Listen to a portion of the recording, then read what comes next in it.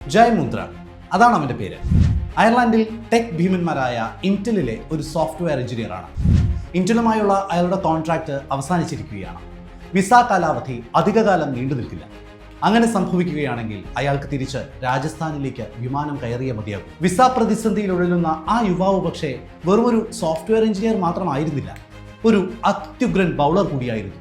അവന് Ireland national ടീമിന്റെ selection ലഭിച്ചിരുന്നു. അങ്ങനെ ഇന്ത്യക്കെതിരായ T20 പരമ്പരയിലേക്ക് ഒരു കോൾ വന്നപ്പോൾ സന്തോഷത്തെക്കാൾ അവന് ആശ്വാസമായിരുന്നു. ഏതാനും മണിക്കൂറുകൾക്ക് ശേഷം ഒരു ക്രിക്കറ്റ് ജേഴ്സി അണിഞ്ഞ് മൈതാനത്തിറങ്ങി അവൻ ലോക ക്രിക്കറ്റിലെ വമ്പന്മാരെ മൊത്തം നടുക്കുമെന്ന് ആരെങ്കിലും പ്രതീക്ഷിച്ചു കാണുമോ? ഐഡന്റിറ്റി ക്രൈസിസിൽ മുങ്ങി നിന്നിരുന്ന ഒരു സാധാരണക്കാരൻ ഇന്ന് ലോക ചാമ്പ്യന്മാരെ മുട്ടുകുത്തിച്ച ഇന്ത്യ അയർലൻഡ് പരമ്പരയിലെ മാൻ ഓഫ് ദ സീരീസ് ആണ്. അയർലൻഡിന്റെ മണ്ണിൽ ബെൽഫാസ്റ്റിലെ ആ കളിമൺ മൈതാനത്ത് ജയ് എറിഞ്ഞ പന്തുകൾ അത്രയും തന്റെ മാതൃരാജ്യത്തിന്റെ മുനയൊടിക്കുന്നതായിരുന്നു. ഒന്ന് ചിന്തിച്ചു നോക്കൂ, ഇതിനും മികച്ച ഒരു അരങ്ങേറ്റം അയാൾ സ്വപ്നം പോലും കണ്ടിട്ടുണ്ടാവില്ല. ഒന്നാം മത്സരത്തിൽ ഇന്ത്യൻ ബാറ്റിംഗ് നിരയുടെ താളം തെറ്റിച്ച ജയ് രണ്ടാം മത്സരത്തിൽ അവരെ ഒന്നാകെ കശാപ്പ് ചെയ്തു കളഞ്ഞല്ലേ പോയത്. അത് വെറുമൊരു ഭാഗ്യമായിരുന്നില്ല. വെറും 2 അന്താരാഷ്ട്ര മത്സരങ്ങളിൽ നിന്ന് 7.12 എന്ന കില്ലർ എക്കണോമിയിൽ 5 വിക്കറ്റുകൾ കൊയ്യണമെങ്കിൽ കയ്യിൽ മരുന്നില്ലാതെ പറ്റില്ലല്ലോ. ജോലി നഷ്ടപ്പെട്ട് വിസ പ്രതിസന്ധിയിലായ ആ എഞ്ചിനീയർ ഇന്ന് അയർലൻഡ് ക്രിക്കറ്റിന്റെ രക്ഷകനായിരിക്കുകയാണ്.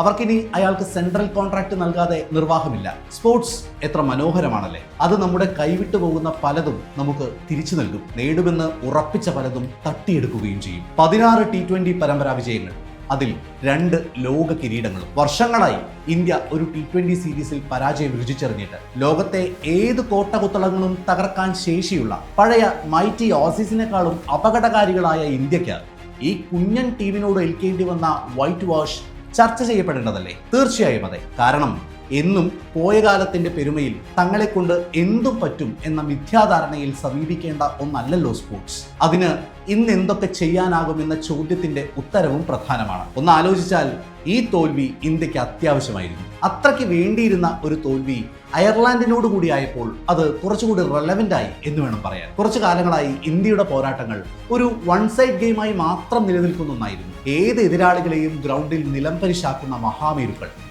ആർക്കു മുന്നിലും തോറ്റുകൊടുക്കാത്തവർ.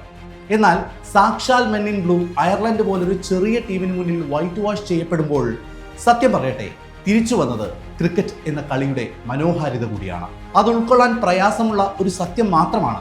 എത്ര വലിയ വമ്പന്മാരാണെങ്കിലും സ്പോർട്സ് എന്ന് പറയുന്നത് ആ ഒരു മൊമെന്റിൽ നടക്കുന്ന കൺകെട്ട് കൂടിയാണ്. ആർക്കും ഒരിക്കലും പ്രവചിക്കാൻ സാധ്യമല്ലാത്ത ഒരു അസാധാരണമായ കണ്ടിട്ട്. കൈ നിറയെ നാണക്കേടുകളുടെ റെക്കോർഡുകളും പേറിയാണ് ടീം ഇന്ത്യ ബെൽഫാസ്റ്റിൽ നിന്നും പടിയിറങ്ങുന്നത്. ഹോം ഗ്രൗണ്ടിലെ ആനുകൂല്യങ്ങൾ അത്രയും വിദേശ മണ്ണിൽ ഒരിക്കലും ലഭിക്കില്ലെന്നും അത് ലഭിച്ചിരുന്നെങ്കിൽ കാലാകാലങ്ങളായി അത് തുടരില്ലെന്നും മനസ്സിലാക്കാൻ ഈ തോൽവി അവരെ സഹായിക്കട്ടെ. ഇനി അംഗം അങ്ങ് ഇംഗ്ലണ്ടിലാണ്. ക്രിക്കറ്റ് പിറന്ന ആ മണ്ണിൽ ഇംഗ്ലീഷ് പടയ്ക്ക് മുന്നിൽ നിൽക്കുമ്പോൾ ഗംഭീരനും പിള്ളേർക്കും പഠിക്കാനും തിരിച്ചു വരാനും വാതിലുകൾ തുറക്കുകയാണ്. അതെ, let's hope for the best.